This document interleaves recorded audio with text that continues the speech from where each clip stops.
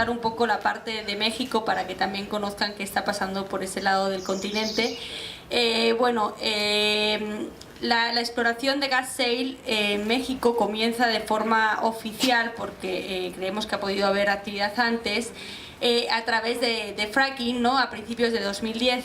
Ese es el año en que Pemex ya está reportando que existen pozos exploratorios que utilizan fracking para yacimientos, como estaba señalando Eduardo, de lutitas, ¿no? De otro tipo de fracturación hidráulica que ya se ha realizado en otros yacimientos en México también.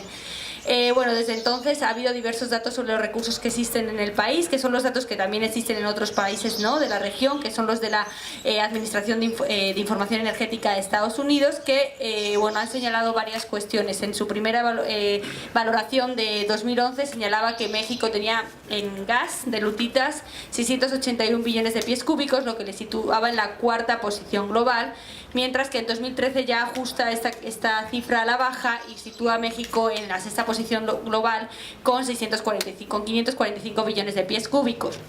Mientras tanto, Pemex, Petróleos Mexicanos, que era la paraestatal en México que se encargaba de explotar hidrocarburos, que ahora es una empresa pública después de la reforma energética, señaló, ¿no?, tuvo otros cálculos, hizo sus cálculos y señalaba que los recursos prospectivos de este tipo de gas, este gas natural en este tipo de yacimientos, se situaba entre 150 y 456 billones de pies cúbicos. Tanto dato, no sé si les dije tanto, pero lo importante a mí me parece de remarcar es que aún existe muchísima incertidumbre con lo que existe realmente en el país, ¿no? Y que las nuevas evaluaciones de los yacimientos están dando recursos a la baja, como está pasando en otras regiones del mundo, y además lo que también esto indica es que son recursos prospectivos para realmente convertirlo en reservas y saber cuántas se pueden explotar para una supuesta sostenibilidad energética de los países. Hace falta hacer grandes inversiones en exploración, ¿no?, y en evaluación de prospectividad de los pozos. Entonces estamos en esa situación en México, en que todavía, ¿no?, ni siquiera se está explotando. Es necesario invertir grandes y cuanto a esos recursos, muchos de ellos públicos, para hacer una valoración simplemente. ¿Dónde se encuentran en México los recursos? Se encuentran a lo largo del Golfo de México, principalmente en los estados de Veracruz, de Tamaulipas, de Coahuila, de Nuevo León y de Chihuahua. Digamos que Coahuila y Chihuahua, por ejemplo, no han sido estados petroleros tradicionales, sino que se van a insertar en este boom petrolero a partir del gas shale, ¿no?, y de los hidrocarburos, de lutitas en general, y eso representa como retos adicionales en estos estados. Y hay varias provincias geológicas, no les voy a decir porque no tiene mucho sentido tampoco que les esté explicando, y según cifras oficiales, actualmente haciendo solicitudes de información a Petróleos Mexicanos, tenemos que existen 20 pozos exploratorios en el país, en hidrocarburos de lutitas, 10 están en Coahuila, 6 en Nuevo León y 4 en Tamaulipas, pero la verdad es que si vamos, la gente que está en las regiones, que están allá, dicen que obviamente no existen 20 pozos en el país, que existen muchísimos más. Entonces lo que sentimos también es que está habiendo una barrera a la transparencia y al acceso a la información sobre este tipo de recursos, ¿no? Porque, lo que creemos es que nos están dando, por ejemplo, nos dicen que está el pozo Habano 1, pero luego hay Habano 500, ¿no? Entonces puede ser que nos estén dando solo el pozo principal, no sé qué opinen el ingeniero, que ahora no le veo, está por allá afuera, pero creemos que nos están subestimando la cantidad de pozos que tienen en el país. Y este es un mapa, ¿no?, para que puedan visualizar mejor dónde es la zona, las zonas donde se va a explotar o donde hay recursos prospectivos de estos hidrocarburos, y ahí aparece, ¿no?, si es petróleo, si es gas húmedo, si es gas seco, o si están en estudio, ¿no? Y estos son, ¿no?, los pozos que se tenían reportados no están los 20, están algunos menos porque son un documento anterior de Pemex, y ahí está un poco donde se encuentran esos pozos de exploración. Y estos es los pozos estimados que se van a perforar en cada fase, ¿no? Y la idea es que alrededor de 2030 hasta 2045 se perforen al menos 27.000 pozos en el país, siendo el estado más castigado va a ser Veracruz, ¿no?, porque es la cuenca de Tampico, Mixatla y de Veracruz, ambas caen en ese estado, y ahí se pretende hacer más de 16.000 pozos, ¿no? cómo se inserta política, o sea, cuál es como la política pública en materia de hidrocarburos y cómo llega a México este boom de las lutitas, ¿no? Bueno, pues no sé si saben, si será de conocimiento general, que hace muy poquito ha habido una reforma energética en México bastante importante, en el sentido de que lo que ha hecho fue una reforma constitucional en 2013 que luego se ha regulado en 2014 a través de las reformas de las leyes secundarias, y lo que se hizo fue abrir el sector petrolero a la iniciativa privada. Desde 1938 hasta 2013 la explotación de hidrocarburos era exclusiva, era una actividad exclusiva de la nación mexicana, y eso lo hacía a través de una paraestatal, ¿no? Un órgano del propio Ejecutivo Federal, que era Petróleos Mexicanos, que se dedicaba a la explotación de hidrocarburos. A partir de esta reforma ya se abre ese sector y ya van a poder entrar a competir otras empresas petroleras extranjeras y nacionales por la explotación de los hidrocarburos, en conjunto con Pemex, que pasa a ser una empresa pública. Ahora bien, dentro de esta idea de privatización del sector petrolero en México, vino muy impulsada por la necesidad de revertir la caída en la producción de hidrocarburos, ¿no? Revertir la caída en la producción de petróleo y disminuir las importaciones de gas. Y eso se decía en la reforma que era únicamente se podía conseguir, ¿no?, la sostenibilidad energética del país a través del ir a explotar los hidrocarburos no convencionales, entre ellos, ¿no?, los de lutitas, con la fracturación hidráulica. Entonces era un argumento, ¿no?, que vendió el gobierno sin casi información sobre sus impactos, únicamente, ¿no?, basado en ideas muy optimistas sobre la productividad energética, la generación de empleos, la generación de crecimiento económico, que es muy debatible, ¿no?, es totalmente debatible de hecho. Pero esa era la forma en que vinieron vendiendo el fracking en México, y de cierta manera pues esta actividad, aunque no se instala dentro de ninguna ley, porque es una técnica que se usa para extraer hidrocarburos, no está regulado en las leyes, sí se potencia con la reforma energética. No voy a entrar aquí a fondo en cuanto a cómo, porque no hay tiempo, pero bueno, sí hay como varias cuestiones, disposiciones en las leyes que nosotros vemos que va a favorecer la extracción de estos hidrocarburos a costa de los derechos de la población y del medio ambiente, ¿no? Y bueno, además estamos teniendo una reforma energética que lo que está haciendo es profundizar en cualquier caso la extracción, ¿no?, la matriz energética basada en hidrocarburos, que es la que ya ha puesto en problemas, ¿no?, a la humanidad en el tema que está aquí en Lima, ¿no?, que es el cambio climático. Obviamente esa no es la opción para combatir, ¿no?, el cambio climático, y de hecho, bueno, pues difícilmente con esta reforma energética, ¿no?, la apuesta por hidrocarburos y los pocos mecanismos para el desarrollo de energías renovables se van a llegar a las metas a las que se ha comprometido el país a nivel nacional e internacional. Y bueno, justo sobre el tema de cambio climático, no tuve la oportunidad de estar en la presentación de antes, no sé si ya tocaron el tema, pero bueno, les decía, en México además, no solo como una opción para revertir la caída de la producción de hidrocarburos, sino también se ha impulsado la fracturación hidráulica, la explotación de gas natural a través de fracturación hidráulica, como una medida para combatir el cambio climático. Y eso no es algo que está ocurriendo en México, es algo que está ocurriendo a nivel internacional, ¿no? Nos están vendiendo el gas natural extraído de lutitas como una opción para el cambio climático. ¿Por qué?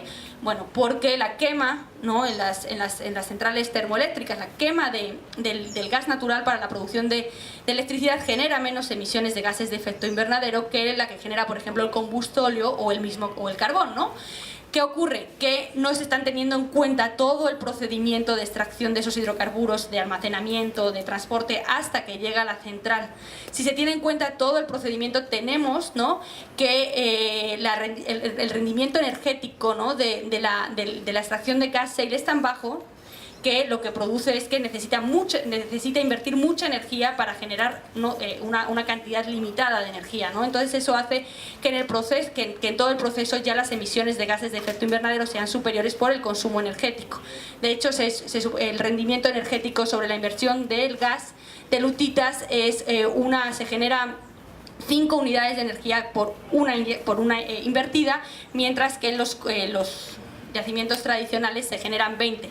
¿No?, por una invertida. Entonces ya tenemos que es muchísimo menor. Y aparte hay otro problema asociado a la extracción de gas de lutitas que está relacionado con cambio climático, y son las fuertes emisiones de metano que se producen debido, bueno, a lo que comentaba el compañero aquí, Eduardo, es una técnica experimental, no hay un control de hacia dónde se fractura el suelo y como comentaba, pues los hidrocarburos se filtran, se fugan hacia otras partes del subsuelo y también a la atmósfera. Eso en el caso del gas natural, que está compuesto principalmente por metano, pues hace, ¿no? Y el metano es un gas de efecto con potencial de calentamiento global que a 100 años es 25 veces superior al CO2 y es 72 veces superior a 20 años. ¿No? Esto quiere decir que en el corto plazo estas emisiones va a tener un efecto muy fuerte sobre el cambio climático.